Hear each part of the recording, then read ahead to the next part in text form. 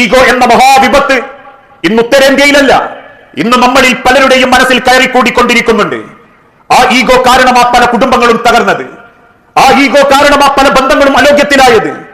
ഒരിക്കൽ ഹബീബായ നബി തങ്ങൾ മദീനത്തെ പള്ളിയിൽ ഓർമ്മപ്പെടുത്തി, ലാ യദ്ഖുലുൽ ജന്ന, ഒരിക്കലും സ്വർഗ്ഗത്തിൽ പ്രവേശിക്കുകയില്ല, മൻ കാന ഫീ ഖൽബിഹി മിസ്കാല ദർറത്തിൻ മിനൽ കിബ്ർ, ഒരു അണുമണി തൂക്കം കിബ്ർ ഹൃദയത്തിൽ കൊണ്ടു നടക്കുന്ന ഒരാളും അള്ളാഹുവിന്റെ സ്വർഗത്തിൽ പ്രവേശിക്കുകയില്ല.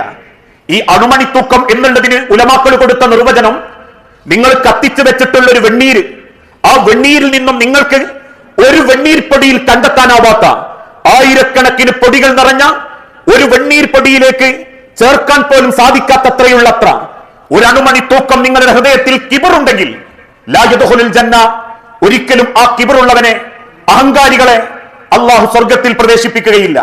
ഇത് കേട്ടപ്പോൾ ഒരു സ്വഹാബി ചോദിച്ചു, നബിയെ, ഫഖാല റജുലുൻ ഇന്ന റജുല യുഹിബ്ബു അൻ യകൂന സൗബഹു ഹസനൻ, അള്ളാഹുവിന്റെ പ്രവാചകരെ, ഒരാളൊരു നല്ല വസ്ത്രം ധരിക്കണം, നല്ല കളറുള്ള ഒരു വസ്ത്രം ധരിക്കണം എന്ന് വിചാരിക്കുന്നത് കിബറാണോ?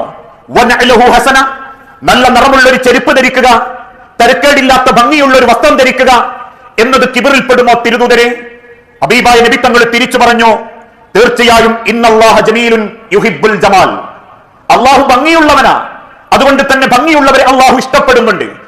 ആ വ്യാഖ്യാനത്തിൽ ഉലമാക്കൾ രേഖപ്പെടുത്തി, യുവാരി സൗആത്തിക്കും വരീഷ, നിങ്ങൾക്ക് ഭംഗി തോന്നുന്ന, നഗ്നത മറയുന്ന വസ്ത്രം നിങ്ങൾക്ക് ധരിക്കാം, അതിലൽപ്പം അതിന്റെ പ്രൊഡക്റ്റിനനുസരിച്ച് പൈസ കൂടിയോ അതല്ല കുറ്റം. എന്നാൽ അതിനു പകരം ശരീരത്തിൽ മറക്കേണ്ട ഭാഗങ്ങൾ മറക്കാത്ത ലക്ഷക്കണക്കിന് വസ്ത്രം ധരിച്ച് കാണിക്കാൻ പാടില്ലാത്തത് കാണിച്ചാൽ അത് കുറ്റം തന്നെയാ.